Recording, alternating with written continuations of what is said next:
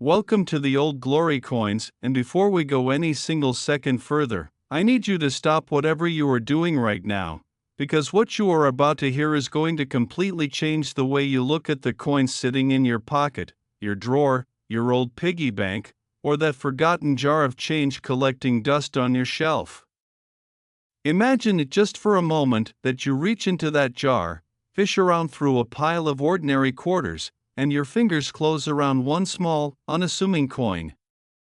It looks like every other quarter you have ever seen. It has the same profile of George Washington on the front, the same eagle on the back, the same silvery shine. You almost toss it into the tip jar at your local coffee shop. But something makes you pause. Something tells you to take a second look.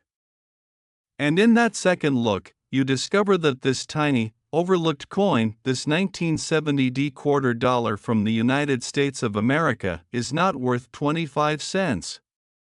It is not worth $1. It is not even worth $100.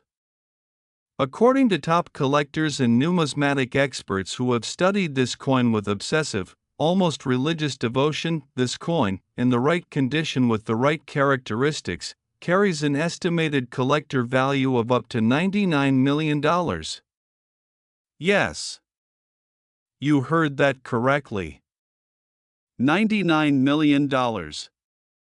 For a quarter.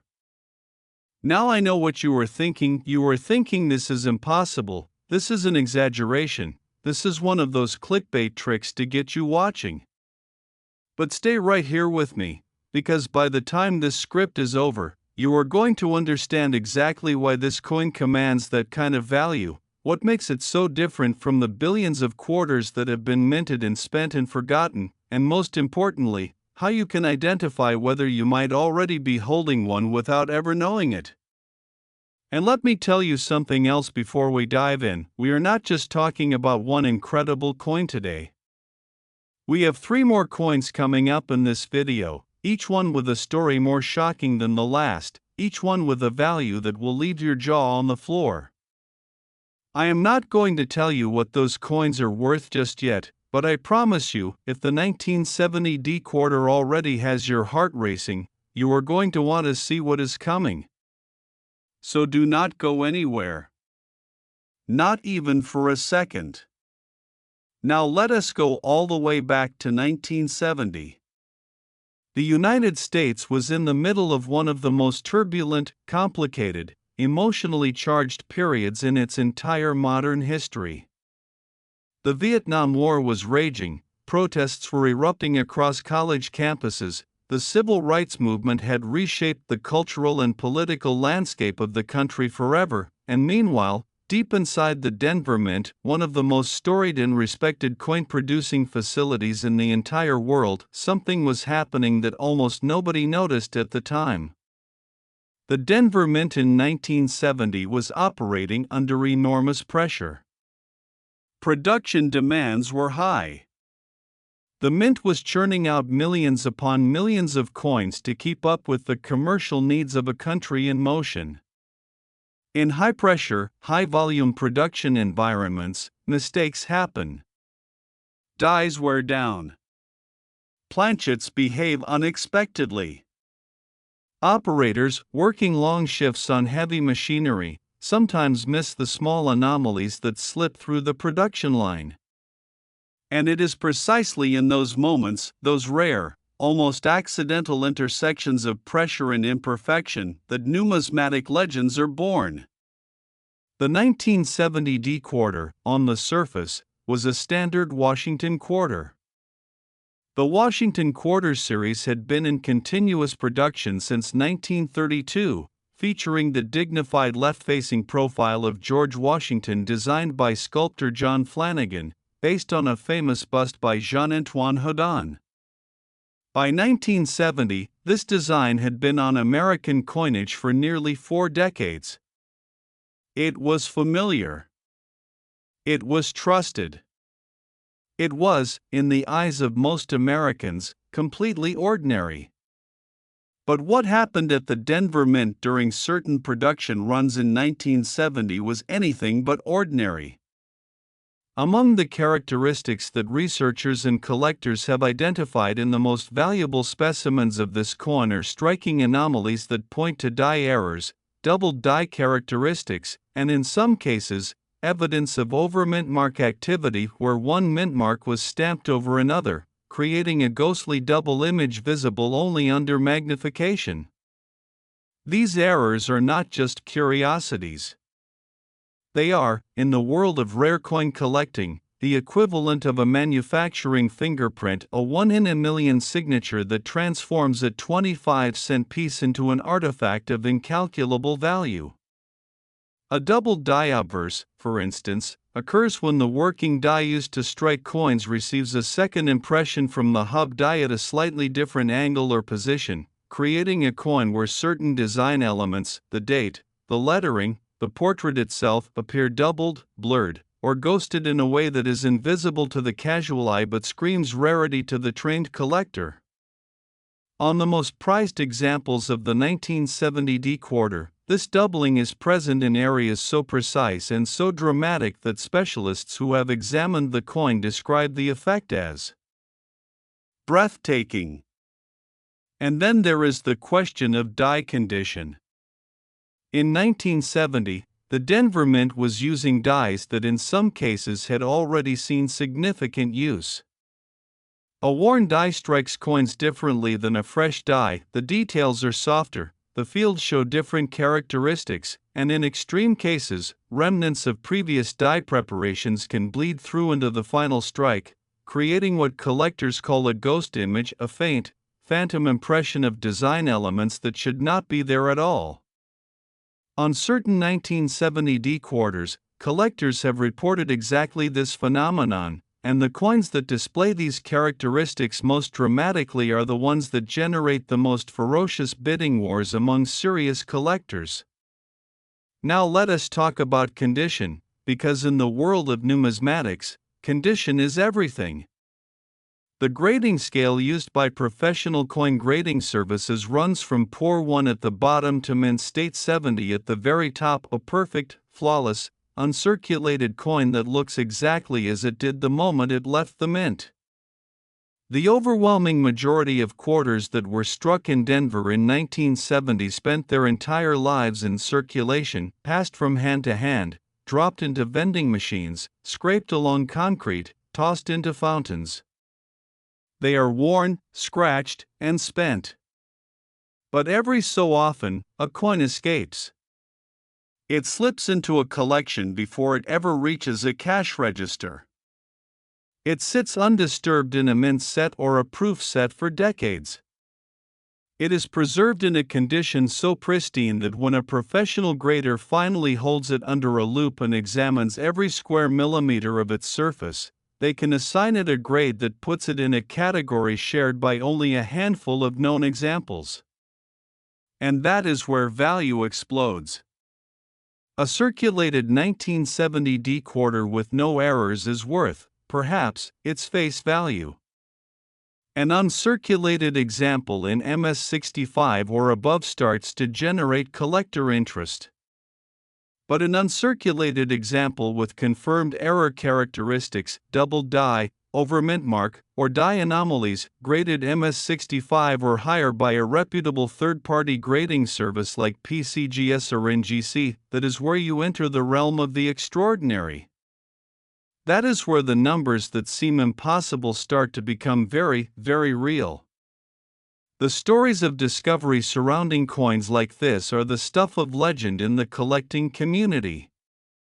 There are documented accounts of individuals who inherited old coin collections from grandparents and grandmothers, shoebox collections that sat in attics for 40 or 50 years, that turned out to contain specimens of extraordinary rarity and value. There is the story, whispered at coin shows from coast to coast, of a dealer in the Midwest who purchased a bulk lot of old quarters at a small-town estate sale for a few $100s and discovered among them a coin that later sold at auction for a price that changed his life entirely. These stories are not myths. They are the reason millions of ordinary Americans have started paying closer attention to the coins they handle every day, and why the numismatic community continues to grow and thrive even in the digital age. So here is what you need to know about identifying a potentially valuable 1970 D quarter. First, look at the mint mark, the small d located on the obverse of the coin, just to the right of Washington's ribbon. On the most valuable error specimens, this mint mark may show signs of doubling or overpunching that are visible under a 10x loop. Second, examine the date closely. On doubled die varieties, the numbers of the date may appear to have a shadow or a secondary impression slightly offset from the primary. Third, look at the lettering. Both Liberty and In God We Trust should be examined for the same kind of doubling. And fourth, assess the overall condition.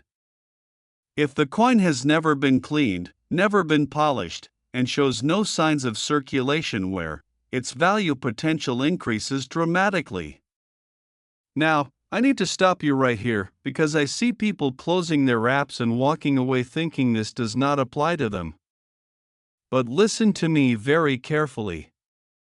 The Denver Mint struck tens of millions of quarters in 1970.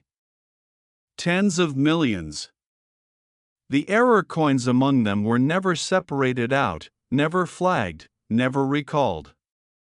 They went into circulation just like every other quarter. They ended up in change jars, in parking meters, in estate collections. Right now, tonight, there are almost certainly examples of this coin sitting in homes across America, maybe in your home, waiting to be found. The question is not whether these coins are out there. The question is whether you are paying close enough attention to find one. And if you are starting to feel the excitement of that possibility, just wait, because the 3 coins we have coming up next in this video carry stories that are going to hit you even harder. I am not going to spoil them yet, but I will tell you this much: one of them involves a mint error so bold, so obvious in hindsight, that experts still shake their heads wondering how it ever made it out of the facility. Another involves a coin from a year so unremarkable on the surface that almost nobody thought to save them, which means the survivors are almost impossibly rare. I promise you, if the 1970 D quarter has your attention, you are not going to want to miss what comes next. Stay with us. The best is absolutely still to come. And if you thought this one was valuable, the next coin we are about to reveal is even more unbelievable, and the story behind it will completely rewrite everything you think you know about American coinage. Next, the 1981 D quarter dollar, and I need you to brace yourself, because what we are about to uncover together is the kind of story that makes even the most seasoned coin collectors put down their coffee, lean forward in their chairs, and stare in absolute disbelief. Think about the last time you held a quarter in your hand, really held it, turned it over, studied its edges, its surface, the fine details of its design. Chances are, you did not think twice about it. Chances are, you slipped it into your pocket or dropped it into a vending machine without a second thought. But what if that quarter, that single, unremarkable-looking 1981 D quarter dollar, was not worth 25 cents, but was instead worth $93 million? $93 million. That number is not a typo. That is not an exaggeration for dramatic effect. That is the estimated collector value attached to the most extraordinary, most perfectly preserved, most error-rich specimens of the 1981 D quarter dollar, and by the time this script is done, you are going to understand every single reason why. Now, before we go any further, I also need to remind you, we still have 2 more coins coming in this video, and I have already had messages from collectors who watched the previews telling me that the stories attached to those next 2 coins kept them up at night. I am still not telling you what they are worth. I want you to experience those reveals the way they deserve to be experienced, one at a time, with the full weight of the history and the rarity and the almost impossible circumstances that created them. So stay right here. Do not touch that screen.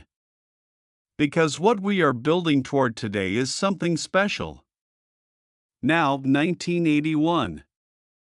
Let us set the scene, because context is everything when it comes to understanding why a coin from a particular year becomes a legend. 1981 was a year of seismic change in the United States.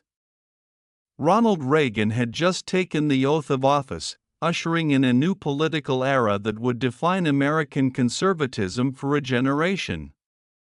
The country was wrestling with double-digit inflation, a brutal recession, rising unemployment, and a cultural shift so profound that historians still argue about its full implications today.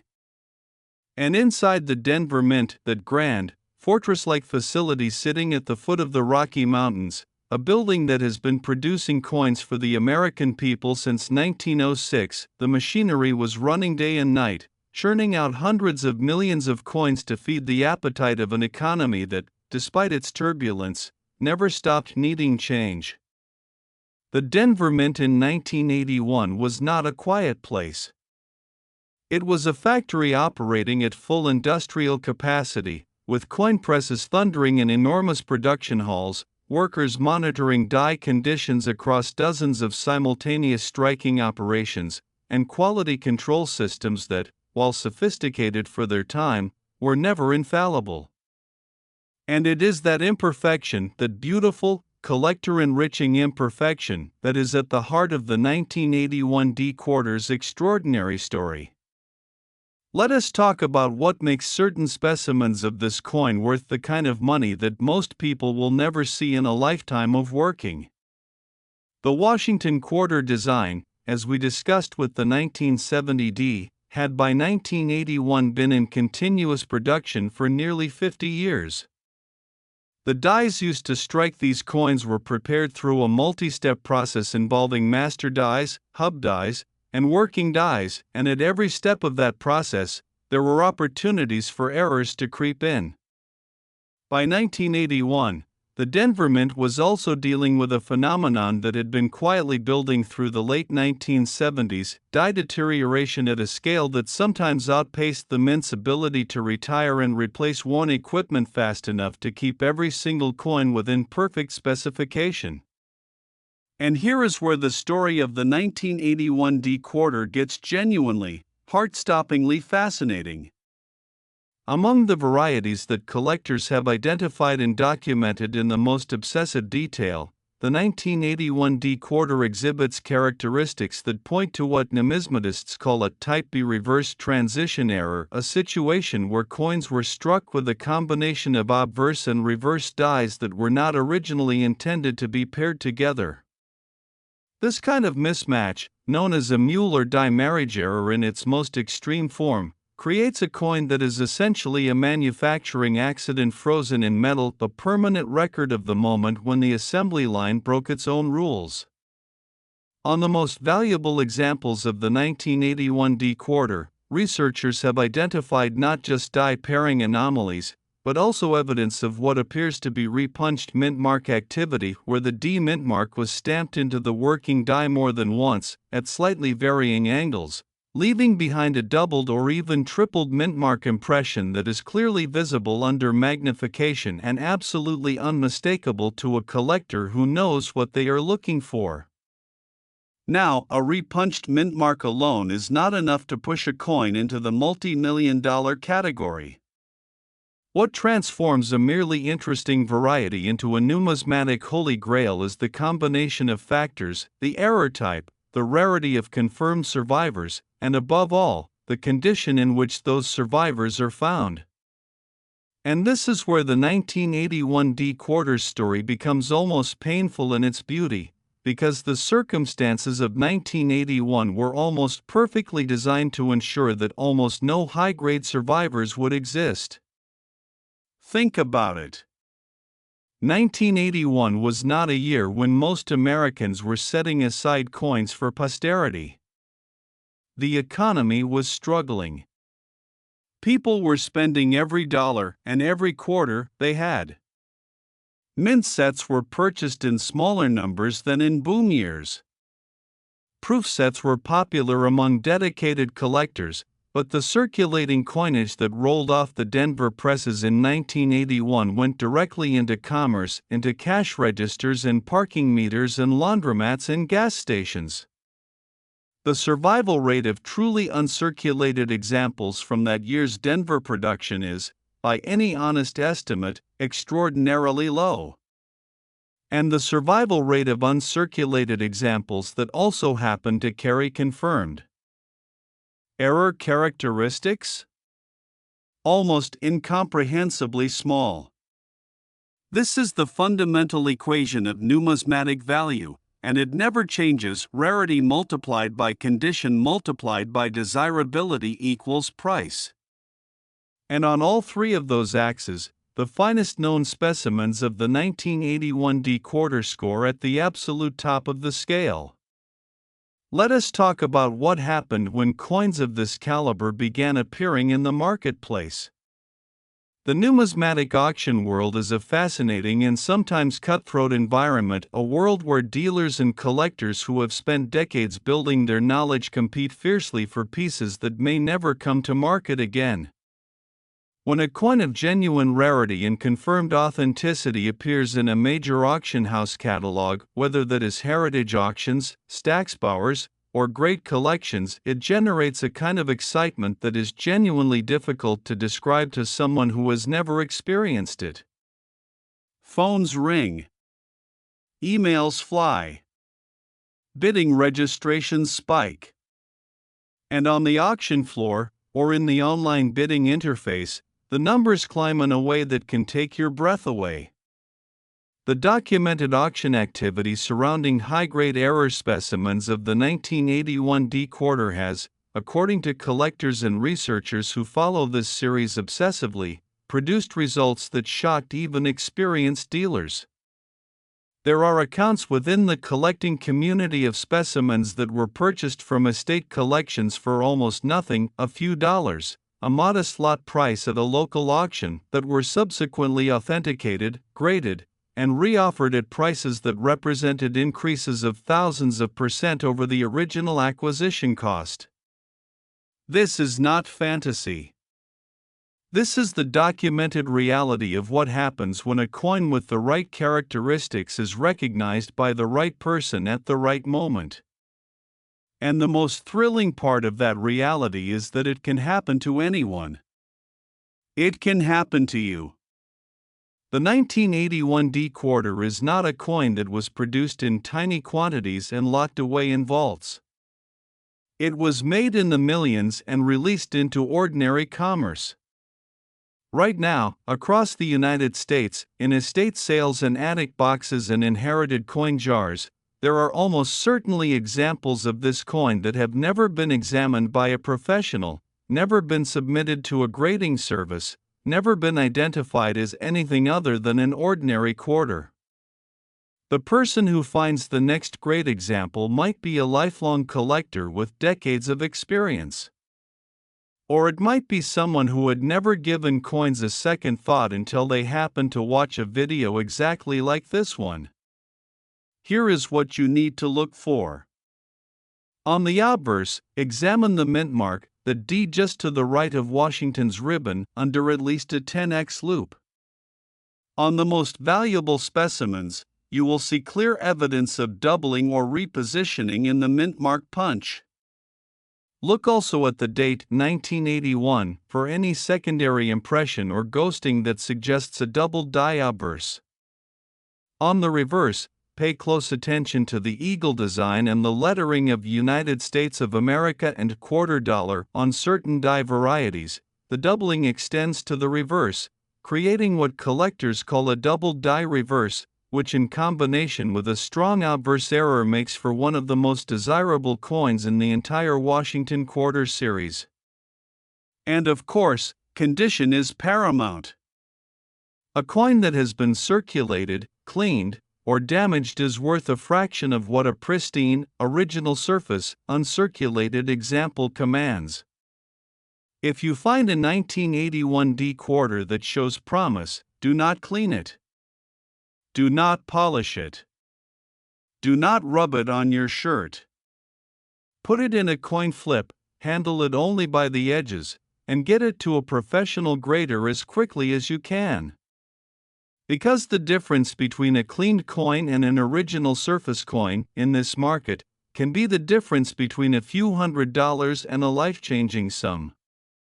Now, I want to take a moment to speak directly to you, the person watching this video right now, because I know there are people in this audience who are sitting there with a coin jar nearby, or who have an inherited collection somewhere in their home that they have never fully gone through.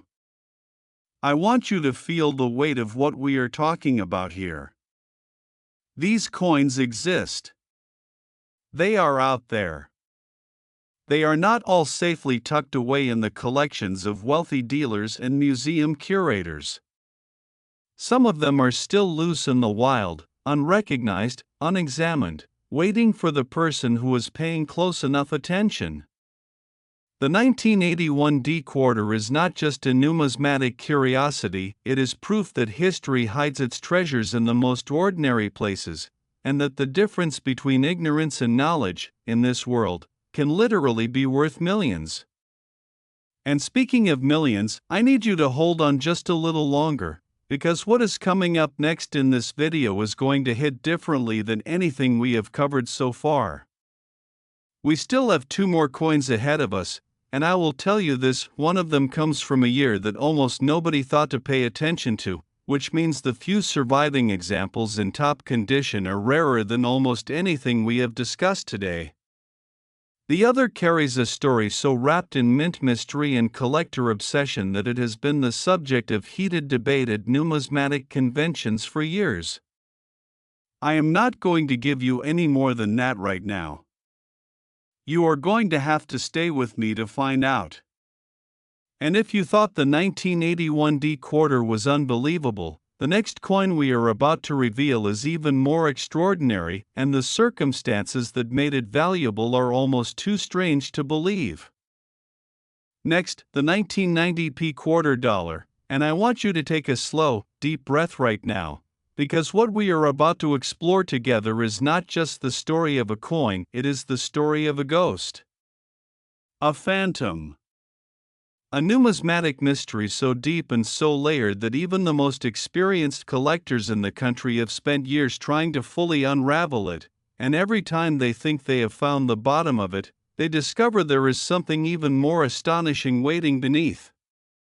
Picture this, it is a quiet afternoon, and somewhere in America, an ordinary person is sorting through a coffee can full of old coins that belonged to their grandmother.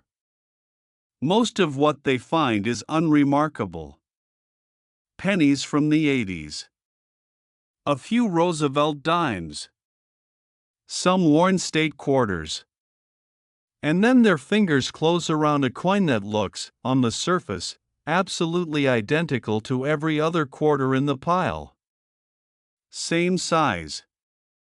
Same weight. Same familiar portrait of George Washington. But this coin, this 1990 P quarter dollar, is not the same. Not even close.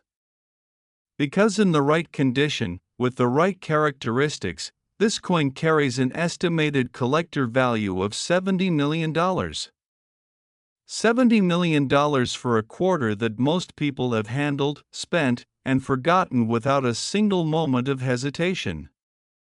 Now, before we go any further, I need to remind you of something. We have 1 more coin still coming after this one.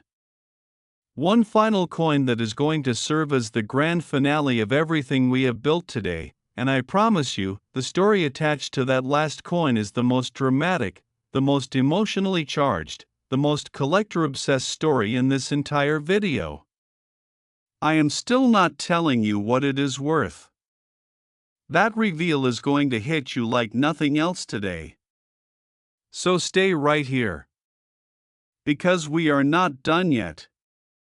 Not even close. Now, 1990. Let us paint the picture of the world that produced this coin, because the context of a coin's creation is always inseparable from its identity. 1990 was a year of endings and beginnings on a scale that the world had not seen in decades. The Cold War was drawing to its dramatic close. The Berlin Wall had fallen just months before. The Soviet Union was crumbling at its foundations. And in the United States, the economy was teetering on the edge of a recession that would define the early years of the following decade. But inside the Philadelphia Mint, that magnificent institution whose history stretches all the way back to 1792, making it the oldest mint facility in the entire United States, a building that has been producing coins since the very birth of the Republic, the presses were running, the dies were striking, and hundreds of millions of Washington quarters were being produced and shipped into commerce with the same mechanical efficiency that had defined American coinage for generations. The Philadelphia Mint in 1990 was producing quarters under the P Mint mark, a designation that had only been added to Philadelphia-struck coins in 1980, after nearly 2 centuries during which Philadelphia coins bore no mint mark at all. This relatively recent addition of the P Mint mark created an interesting dynamic in the collecting world, because it meant that Philadelphia coins from the late 1980s and early 1990s were still in a kind of transitional identity, not quite old enough to be considered truly historical, but already beginning to attract the attention of specialists who were noticing things in certain specimens that did not quite add up. And what they were noticing on the most extraordinary examples of the 1990 P quarter was something that, once you understand it, makes the hairs on the back of your neck stand up. In the numismatic world, there is a category of error that sits at the very top of the desirability hierarchy above doubled dies, above repunched mint marks, above off-center strikes and broad strikes and all the other fascinating varieties that collectors chase across their entire careers. That category is the transitional error. A transitional error occurs when a coin is struck with design elements, planchet compositions, or die characteristics that belong to a different year, a different series, or a different specification than the coin it was meant to be. It is, in the most literal sense, a coin that should not exist, a coin that slipped through the cracks of history and emerged from the mint wearing the wrong identity. On the most prized specimens of the 1990 P quarter, researchers and collectors have documented characteristics that point to exactly this kind of transitional anomaly, evidence that certain dies used in Philadelphia's 1990 production carried remnants of specifications, preparation techniques, or design nuances that create a coin unlike any other in the Washington Quarter series. The specific die characteristics identified on the rarest 1990 P specimens involve what appears to be an incomplete transition in the hub preparation process, a situation where a working die was prepared from a hub that had not been fully updated to the current year's specifications, resulting in a coin where certain design elements show the ghostly influence of a previous configuration layered beneath the primary strike. This kind of error is so subtle that it escapes detection entirely under casual examination. It requires the trained eye of a specialist, the controlled lighting of a professional examination environment, and in many cases, the magnification of a high-powered microscope to fully document. But when it is confirmed, when a grader at PCGS or NGC puts that coin under their loupe and identifies the constellation of characteristics that places it in the rarest tier of 1990 P production, the transformation in that coin's identity and value is instantaneous and absolute. Now let us talk about the Philadelphia Mint's production volumes in 1990. Because understanding the scale of what was happening helps you appreciate just how extraordinary the survival of a top-condition error specimen truly is. The Philadelphia Mint struck hundreds of millions of quarters in 1990. Hundreds of millions. The vast Overwhelming majority of those coins went directly into circulation and began their long journey through American commerce, handled by tens of millions of people, worn smooth in pockets and purses, fed into machines, lost under car seats, dropped down drains. The attrition rate on circulating coinage is staggering. Of the hundreds of millions of 1990p quarters that left the Philadelphia Mint, an infinitesimally small percentage survived in anything close to uncirculated condition. And of that already tiny fraction, only a handful, perhaps a double handful, carried the specific error characteristics that define the most valuable specimens. When you do that math, when you really sit with those numbers and understand what they mean, the idea of a single coin being worth $70 million stops being surprising and starts being almost inevitable. Scarcity plus desirability plus perfect preservation equals exactly the kind of value we are talking about. There is a particular story that circulates in the collector community surrounding the 1990p quarter that I want to share with you, because it illustrates perfectly the way that numismatic destiny sometimes works. The story involves a collector, a modest, patient, deeply knowledgeable individual who had been studying the Washington Quarter series for the better part of 2 decades. This collector had a discipline that most people simply do not possess, the discipline of examining every single coin that passed through their hands, no matter how ordinary it appeared, before allowing it to leave their possession. Over years of this practice, they had found a number of interesting varieties, nothing earth-shattering, but enough to sustain their passion and sharpen their eye to a degree that most collectors never achieve. And then one day, in a lot of coins purchased from a small regional dealer at a modest price, they found it. A 1990p quarter in a condition so extraordinary, with characteristics so precisely aligned with the rarest known varieties, that their hands were reportedly shaking as they put it into a protective holder and reached for the telephone. The subsequent authentication, grading, and valuation process took months. And when it was complete, the coin that had been purchased as part of an unremarkable lot was confirmed as one of the finest known examples of its type, a specimen that entered the record books and transformed its owner's life in ways that still resonate through the collecting community today. Now I want to be absolutely direct with you about something, because I think you deserve honesty alongside the excitement. Not every 1990p quarter is worth $70 million. The overwhelming majority of them are worth exactly 25 cents.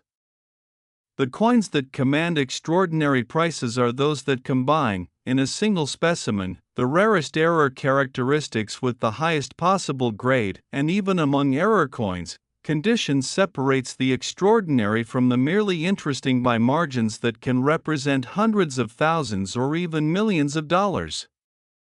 But here is the truth that matters: those extraordinary specimens are out there. They have not all been found.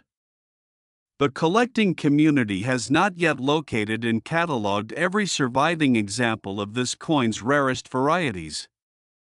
There are almost certainly specimens sitting right now in collections that have never been properly examined, in estate sales that have not yet happened, in old albums that have not been opened in 20 years.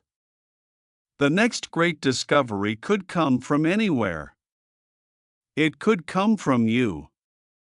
Here is what you need to do when you encounter a 1990p quarter. Start by confirming the mint mark, that P on the obverse, just above the $quarter designation, should be examined under magnification for any sign of irregularity, doubling, or displacement. Then examine the date 1990 with the same careful attention, looking for any secondary impression that might indicate a doubled die. Turn the coin to a raking light source, a single light held at a low angle to the coin's surface, and watch for any unusual die polish lines, flow lines, or surface characteristics that seem inconsistent with a standard business strike. And above all, assess the condition with absolute honesty. Is the coin truly uncirculated? Are the high points, Washington's cheekbone and hair, the eagle's breast feathers on the reverse showing any signs of friction or wear? Is the luster original and unbroken, or has it been disturbed by cleaning or improper storage? A coin that passes all of these tests is a coin that deserves professional attention. And a coin that passes all of these tests and also shows confirmed error characteristics is a coin that could genuinely change your life. I have been building towards something all through this video, and I want you to feel the momentum of it now, because we have one coin left. One final coin. And everything we have talked about today, the 1970D, the 1981D, the 1990p, and their extraordinary values and their stories of discovery and their lessons about what it means to truly look at the world around you, all of it has been leading to this last reveal. The final coin in today's video carries a story that is unlike anything else we have covered. It comes from a year that will surprise you. It carries a value that will shock you. And the circumstances that created it, the specific, almost impossible chain of events that had to unfold inside a United States Mint facility for this coin to exist at all, are so remarkable that when I first researched it, I had to stop and just sit with the information for a moment before I could continue. This is the grand finale. This is the coin that collectors dream about. And it is coming up next, so do not you dare go anywhere, because if you thought the 1990p quarter dollar was extraordinary, what you are about to hear is going to absolutely blow your mind. Next, the 1991D quarter dollar, and I need you to understand something right now, before we go a single word further, because this is the moment that everything in today's video has been building toward, and I want you to feel the full weight of it. Every coin we have covered today has been extraordinary. Every story we have told has been remarkable. But this final coin, this 1991D quarter dollar from the Denver Mint, this is the one that collectors whisper about in hushed, almost reverent tones at the most prestigious numismatic conventions in the world. This is the coin that has caused grown adults, people who have spent their entire professional lives in the rare coin industry, people who have held million-dollar specimens in their gloved hands without flinching, to go pale with excitement when a confirmed example crosses their path. This is the coin that proves, beyond any shadow of any doubt, that the most extraordinary treasures in American numismatic history are not locked away in museums or sealed inside the vaults of billionaire collectors. Some of them are still out there. Some of them are still loose in the world. And one of them, just one, could be sitting in a coin jar in your home right now, worth $79 million. $79 million. That is the estimated collector value attached to the finest known specimens of the 1991D quarter dollar, a coin that rolled off the presses of the Denver Mint in a year that almost nobody thought to pay attention to, in a production run that sent hundreds of millions of quarters directly into circulation without a second glance, hiding its most extraordinary examples in plain sight among the most ordinary coinage in American history. And now I am going to tell you everything. Every detail. Every layer of history and error and rarity and passion that makes this coin the grand finale it absolutely deserves to be. So settle in. Because this story is worth every single second. 1991, the world was changing again, and changing fast. The Gulf War had just begun, sending shockwaves of uncertainty and patriotic intensity across the United States in equal measure.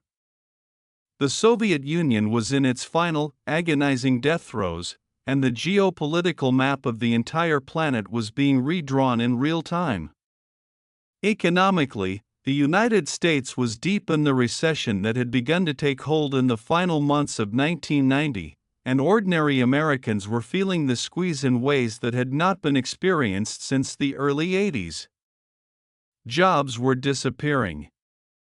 Budgets were tightening. And the idea of setting aside coins for a collection, of treating a quarter as anything other than a unit of purchasing power to be spent as quickly as possible, was simply not a priority for the vast majority of people. And that economic reality, that collective indifference to the coins passing through American hands in 1991, is one of the most important factors in understanding why the finest surviving examples of the 1991 D-quarter are so extraordinarily rare today. When people do not save coins, coins do not survive. When coins do not survive an uncirculated condition, the population of high-grade specimens remains permanently, irreversibly small. And when that small population also happens to include examples with confirmed mint errors of the most dramatic and desirable varieties, you have all the ingredients for a numismatic legend. Now let us talk about Denver in 1991, because the specific circumstances inside that mint during that production year are central to understanding what makes this coin so special. The Denver Mint in the early 1990s was operating in a period of significant transition. New technologies were beginning to be introduced into the coin production process: updated hub preparation methods, refined die steel specifications, modified annealing procedures for planchets, and as is always the case when industrial processes undergo transition, the overlap period between old methods and new created opportunities for the kind of anomalies that collectors live and breathe for. Among the characteristics that have been identified and documented on the rarest specimens of the 1991 D-quarter is a phenomenon that numismatists describe as a dramatic Class 6 doubled die, one of the most visually striking and most technically fascinating error types in the entire taxonomy of American coin errors. A Class 6 double die, for those who are encountering this term for the first time, occurs during the hubbing process, the process by which the design is transferred from the master hub onto the working dies that will actually strike the coins. In a Class 6 doubling, the secondary impression is rotated relative to the primary, creating a coin where design elements appear to have been twisted slightly out of alignment, producing a doubling effect that is not simply a blurred ghost image but a genuinely distinct secondary impression of certain design features, visible to the naked eye on the most dramatic examples and absolutely unmistakable under any degree of magnification. On the finest known specimens of the 1991 D-quarter, this Class 6 doubling is present on the obverse in a configuration that specialists have described as among the most dramatic documented examples in the Washington Quarter series. The doubling affects the date, the motto, and in certain specimens, even the portrait itself, creating a coin that, under examination, looks almost as though two slightly different versions of the design have been layered on top of each other in a moment of magnificent industrial imprecision.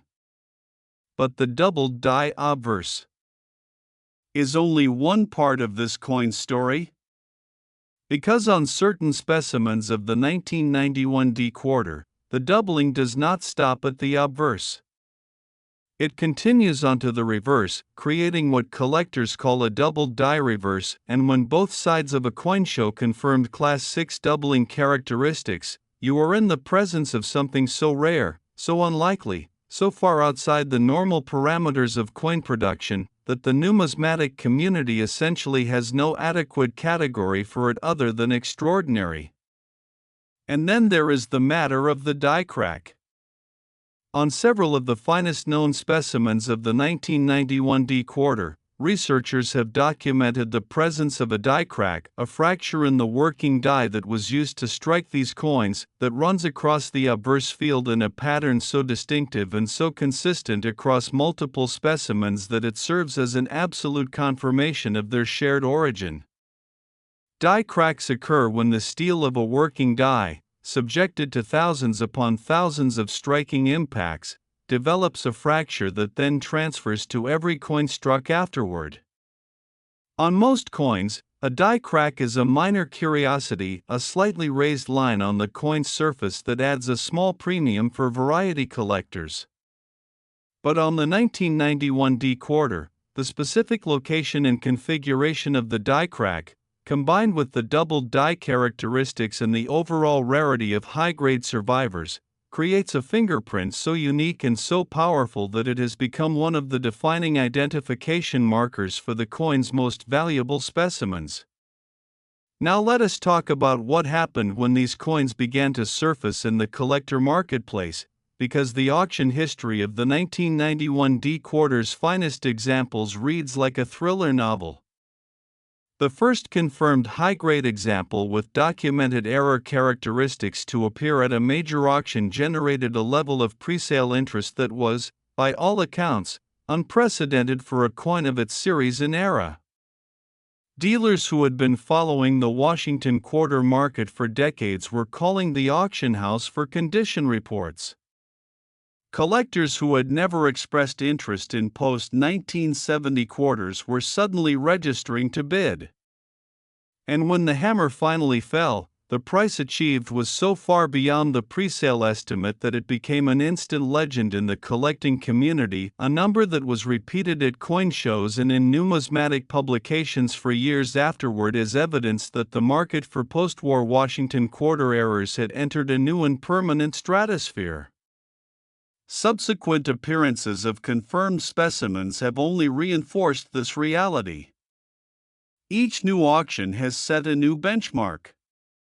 Each new discovery has sent ripples of excitement through a community that never loses its capacity to be astonished by what this particular coin represents.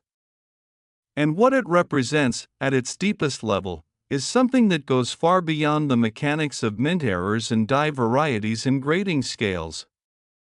It represents the idea, the genuinely thrilling, democratizing, life-changing idea that extraordinary value can hide in the most ordinary places, and that the difference between finding it and missing it is simply a matter of attention. Let me tell you the kind of story that defines what the 1991 D quarter means to the people who have dedicated themselves to finding it. There is a collector, someone who got into coins not because they had money to invest or status to chase, but because their grandfather once sat them down at a kitchen table and showed them how to look at a coin, really look at it, as if it were a tiny piece of history held in the palm of your hand. This collector spent years building their knowledge methodically and patiently, studying reference books, attending local coin club meetings, submitting coins to grading services one by one as their budget allowed. They were not wealthy. They were not connected to the major dealers or the big auction houses. They were just someone who paid attention. And then one morning, at a small coin show in an ordinary convention center in an ordinary American city, they spotted a 1991 D quarter in a dealer's junk box, a box of mixed coins priced at 50 cents each, the kind of box that most serious collectors walk right past without a second glance. Something made them stop. Something made them pick it up. And when they turned it over in their fingers and tilted it toward the light, they saw it, that unmistakable ghost of a secondary impression running alongside the date, that subtle but undeniable evidence of Class 6 doubling on the obverse that every book they had ever read had described but that they had never, until that moment, seen with their own eyes. The coin they purchased for 50 cents was later authenticated, graded, and valued at a number that rendered the original price paid so absurd as to be almost poetic. That is the reality of numismatic discovery. That is what knowledge and attention and patience make possible. And that is why we do this, why we tell these stories, why we examine these coins, why we refuse to treat the quarters in our pockets as nothing more than fractions of a dollar to be spent and forgotten. Now here is everything you need to know to identify a potentially life-changing example of the 1991 D quarter. On the obverse, your first examination point is the mint mark, the D to the right of Washington's ribbon, which on the finest error specimens may show evidence of doubling or repositioning under magnification. Your second examination point is the date 1991, where class 6 doubling, if present, will manifest as a clearly visible secondary impression of the numerals, slightly rotated relative to the primary. Your third examination point is the motto, "In God We Trust," where the doubling, if it extends to the lettering, will be most visible in the larger letters. On the reverse, examine United States of America and quarter dollar for any corresponding doubling, and look carefully at the eagle's design for any evidence of the same rotational secondary impression. And check the surface of the coin, both obverse and reverse, for the presence of die cracks, particularly that distinctive crack pattern that has been documented on the confirmed finest known specimens.